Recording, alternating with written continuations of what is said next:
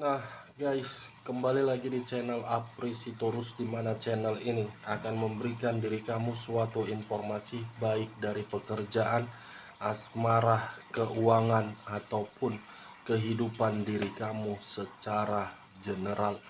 Sebelum sebelum saya memberikan suatu informasi dari beberapa aspek yang saya katakan tadi, saya juga mengingatkan kepada teman-teman, informasi yang saya berikan terhadap diri kamu bukan suatu acuan untuk kamu ambil dan untuk kamu terima.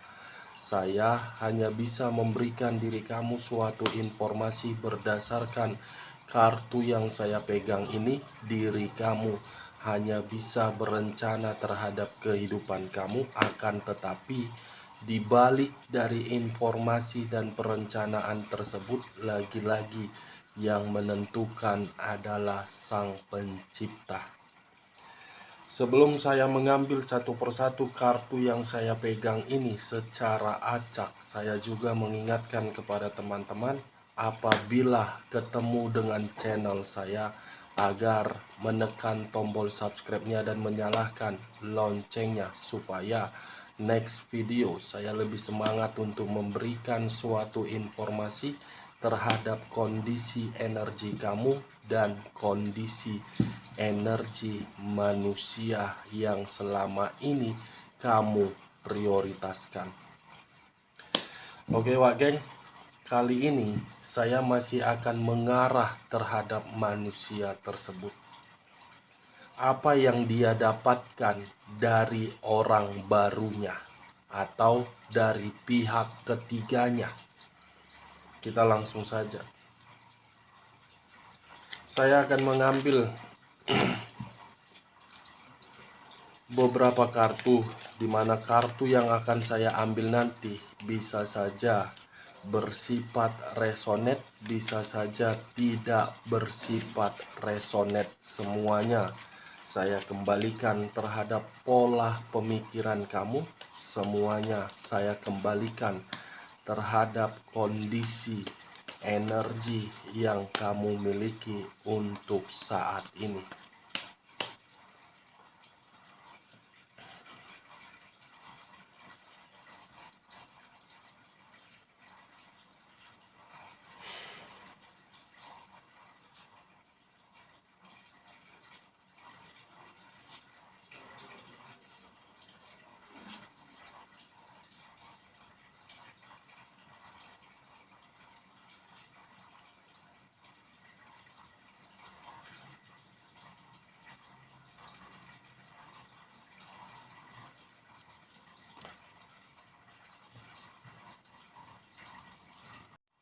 Nah guys, di depan saya ini sudah ada beberapa kartu yang sudah saya ambil secara acak satu persatu dari tumpukan kartu yang saya pegang tadi. Apakah informasi atau cerita di balik dari kartu yang ada di depan saya ini akan mengarah terhadap topik yang saya katakan tadi, atau memang posisi energi kamu yang masih lebih mendominasi? Kita langsung terhadap kartu pertama. Muncul kartu ini. Sekali lagi saya mengatakan, muncul kartu yang saya pegang ini. Di mana kemunculan kartu yang saya pegang ini seakan-akan memberikan suatu isyarat dan berbicara terhadap kondisi satu energi, yang dimana kondisi energi tersebut untuk saat ini saya melihat dan saya merasakan sepertinya ada satu bentuk pergerakan, tetapi bentuk pergerakan itu berasal dari perasaan. Kenapa saya mengatakan berasal dari perasaan? Mungkin perasaan yang dimiliki oleh satu energi tersebut merasa emosional. Bukan hanya emosional, tetapi satu energi tersebut mendapatkan kekecewaan. Bukan hanya mendapatkan suatu kekecewaan, seakan-akan satu energi itu menerima kesedihan dari ketulusan ataupun kepercayaan yang selama ini diberikan terhadap orang yang diperjuangkan.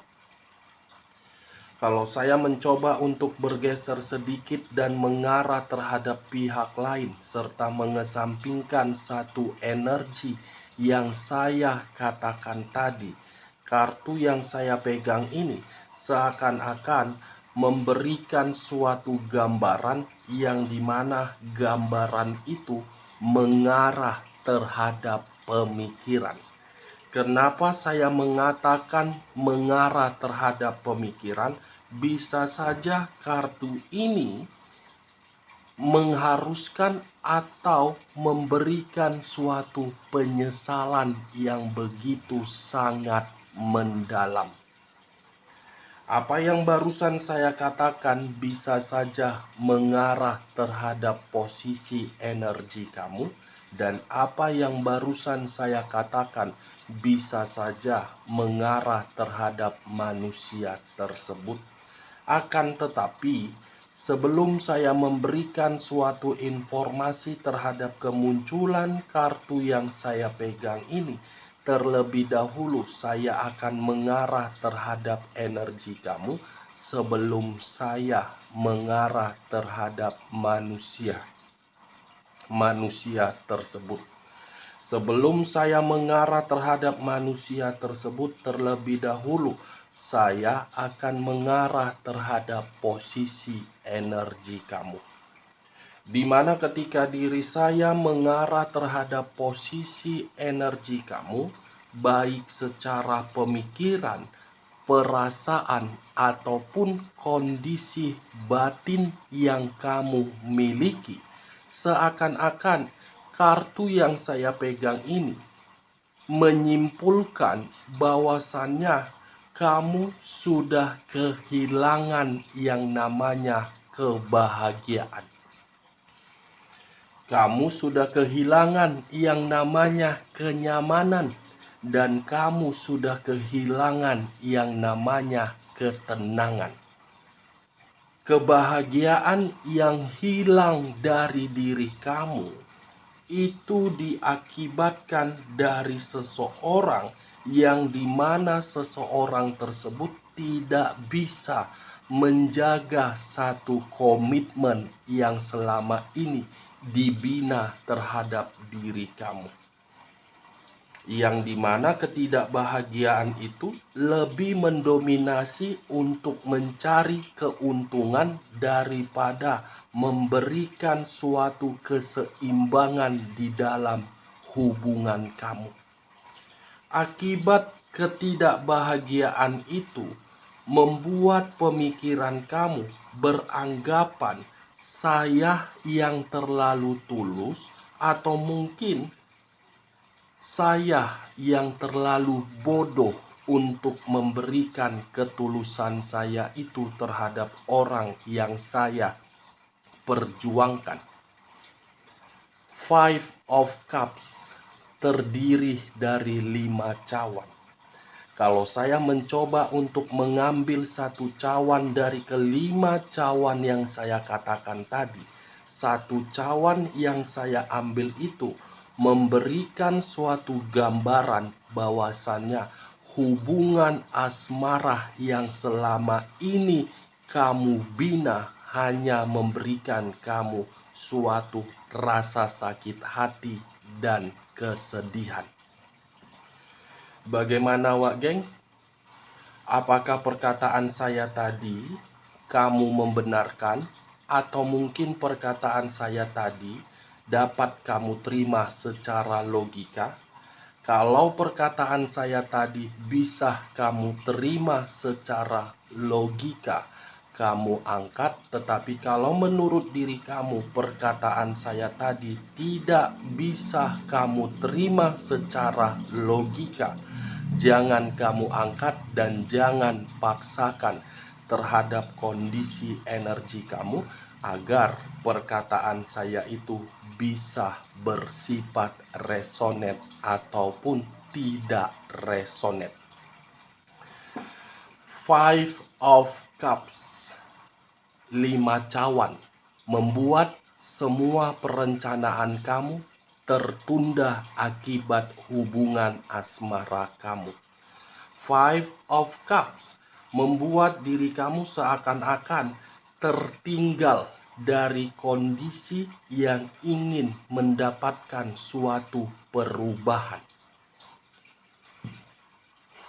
Itu yang saya lihat dari kartu yang saya pegang ini. Kalau saya mengarahkan munculnya kartu yang saya pegang ini terhadap kondisi energi manusia tersebut sesuai dengan topik yang saya katakan tadi, apa yang ingin disampaikan dari kartu yang saya pegang tadi ketika diri saya mengarah terhadap hubungan yang dia jalankan terhadap pihak ketiganya, kartu ini pun seakan-akan membuktikan bahwasannya hubungan itu memberikan diri dia rasa sakit hati. Rasa sakit hati yang dimana rasa sakit hati itu membuat diri dia tidak bahagia, membuat diri dia seakan-akan menyesal melakukan hubungan tersebut, yang seakan-akan membuat diri dia merenung dan mencoba untuk membuat kondisi batin dia agar tidak bersifat emosi. Karena bisa saja hubungan itu bukan memberikan diri dia ketenangan, tetapi memberikan diri dia kondisi yang penuh kekecewaan. Karena secara tidak langsung, geng, manusia itu untuk saat ini sedang mengasihani diri sendiri, sedang menghakimi diri sendiri akibat dari kebodohan dia, lebih memilih pihak lain daripada menikmati suatu kebahagiaan terhadap diri kamu. Itulah ciri khas manusia yang terlalu egois, keras kepala, sombong, dan tidak mau diarahkan. Akibat keegoisan dialah memilih pihak lain, dan pihak lain membuat diri dia tersakiti. Itu yang saya lihat, geng. Dan untuk saat ini manusia itu lebih memperhatikan mana kondisi yang lebih penting dan mana kondisi yang tidak lebih penting. Bagaimana? Sampai di sini kamu sudah mengerti ketika diri saya mengarah terhadap posisi hubungan yang dia jalankan. Kita lihat kartu berikutnya. Muncul kartu Four of Pentacles. Sekali lagi saya mengatakan muncul kartu Four of Pentacles, yang dimana kemunculan kartu Four of Pentacles ini seakan-akan situasi yang dia hasilkan tidak sebanding dengan apa yang pernah dia perjuangkan terhadap pihak ketiganya. Kenapa tidak sebanding? Bisa saja kondisi keuangan dia tidak seimbang. Bisa saja apa yang dia miliki semuanya habis untuk dia berikan terhadap pihak ketiganya. Four of Pentacles, 3 koin yang dihempit oleh kedua kaki, 1 koin yang dihempit oleh yang berada di atas kepala. 3 koin yang dihempit kedua kaki inilah yang saya katakan barusan. Kalau saya mencoba untuk menarik 1 koin yang berada di atas kepala ini, seakan-akan 1 koin tersebut menandakan manusia itu sedang bertahan dari kondisi keterpurukan keuangan dia. Karena secara tidak langsung apa yang dia prioritaskan hanya mencari keuntungan dari yang dia miliki. Petengkles, materi secara tidak langsung. Cocok kau rasa wage dengan perkataan saya tadi? Seru tidak gibahan kita ketika saya mengarah terhadap hubungan yang dijalankan oleh manusia tersebut? Ini dia menyesal. Penyesalan itu sudah terlambat di saat kondisi keuangan dia tidak lagi membuat diri dia seimbang. Secara perlahan-lahan loh, pihak ketiga merayu, membujuk agar pihak ketiga mendapatkan suatu kesempurnaan. Secara perlahan-lahan tanpa disadari oleh manusia tersebut, manusia itu hanya memberi. Secara tidak langsung sudah kehilangan harta benda. Rayuan maut. Tetapi rayuan itu bukan berdasarkan dari mulut, sentuhan kulit. Ulekan dari pihak ketiga terlalu dahsyat, sehingga kedahsyatan itu digantikan oleh harta benda yang dimiliki oleh manusia tersebut. Kita lihat kartu berikutnya. Muncul kartu Page of Swords. Sekali lagi saya mengatakan, muncul kartu Page of Swords. Seseorang berdiri tegak, tetapi berdiri tegak ada sesuatu hal yang dipegang oleh kedua tangan. Tongkat dengan pedang. Kalau saya menarik dari kata tongkat, tongkat ini lebih mendominasi terhadap manusia itu yang benar-benar menyadari tetapi tidak mampu untuk keluar. Kalau saya menarik dari kata pedang, pedang ini menggambarkan seseorang yang penuh dengan kelicikan. Mendapatkan sesuatu hal tetapi bukan bersifat dari jalur yang positif, jalur negatif. Kita lihat kartu berikutnya. Ace of Swords. Kartu pedang kembali yang keluar. As, awal atau sesuatu hal yang sudah terjadi di luar dari dugaan manusia itu. Dia tidak menyangka seseorang yang dia prioritaskan itu hanya mencari suatu kelicikan agar bisa membuat pihak ketiga sempurna. Itu dia geng. Dari kelicikan bisa mendapatkan suatu kestabilan hidup. Itu yang dilakukan oleh pihak ketiga. Itu dia geng. Keluar kartu Petengkles, bukan kartu tongkat. Kalau tadi kartu tongkat, mungkin pihak ketiga memiliki perasaan terhadap manusia tersebut. Tetapi yang keluar adalah kartu koin, Petengkles, materi.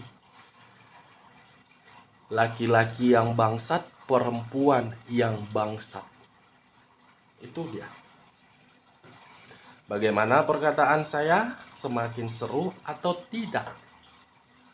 Saya hanya sekedar memberikan diri kamu suatu informasi, bukan menjadikan perkataan saya itu sebagai acuan, yang dimana acuan tersebut sebagai keputusan kamu. Dan saya tidak memberikan diri kamu suatu sugesti. Semua kembali terhadap pola pemikiran kamu untuk menyikapi perkataan saya tadi. Kita lihat kartu berikutnya. Seven of Swords. Keluar sendiri kartunya. Dari 78 kartu, keluar sendiri kartunya geng. Kenapa saya mengatakan keluar sendiri? Tadi saya sempat mengatakan kelicikan. Ini suatu sinyal atau suatu kebetulan. Seven of Swords, 7 pedang yang dimiliki oleh seseorang. Kalau saya mencoba untuk mengambil satu pedang dari ketujuh pedang tersebut, sudah jelas pihak ketiga di dalam hubungan itu hanya sekedar kemanipulatifan, mencari sesuatu hal yang bersifat keuntungan. Bersifat keuntungan, Wak Geng. Cocok? Kita lihat kartu terakhir. Diliciki, dihianati pula. Ada satu pengkhianatan yang sedang terjadi di dalam hubungan tersebut. Saya tidak tahu apakah pengkhianatan itu dilakukan oleh manusia tersebut atau pihak ketiganya. Saya tidak bisa memastikan karena kartu pertama tadi keluar kartu Five of Cups. Kalaupun manusia itu melakukan suatu pengkhianatan di dalam hubungan perselingkuhan itu, karena dia merasa hubungan perselingkuhan itu tidak memberikan diri dia kebahagiaan. Atau bisa saja dia mengkhianati pihak ketiganya untuk kembali terhadap diri kamu, di mana ketika diri dia kembali terhadap diri kamu, karena diri kamu yang mampu memberikan diri dia suatu keseimbangan. Tetapi ketika diri dia kembali terhadap diri kamu, kamu sudah menyesal, tidak mau lagi untuk memberikan kepercayaan terhadap manusia tersebut yang kamu simpan di dalam pemikiran kamu, kartu 10 pedang ini. Itu Dewa Yin. Sudah terjadi suatu pengkhianatan di dalam hubungan tersebut sehingga hubungan itu membuat seseorang merasa bersedih, membuat seseorang ingin pergi, membuat seseorang seakan-akan tidak memiliki keseimbangan. Ternyata 6 kartu yang saya bukakan ini, semua kartunya tidak menggambarkan bahwasannya hubungan itu bahagia. Tidak menggambarkan hubungan itu bersifat tenang ataupun nyaman. Justru menggambarkan menyesal. Oke, Wak Geng. Sebelum saya menutup perkataan saya, sekali lagi saya mengatakan, saya tidak memberikan diri kamu suatu sugesti dari seluruh perkataan saya, baik di awal sampai saya menutup perkataan saya. Semua kembali bagaimana pola pemikiran kamu untuk menyikapi perkataan saya tadi. Sekian dulu informasinya. Salam kartu tarot, salam zodiak.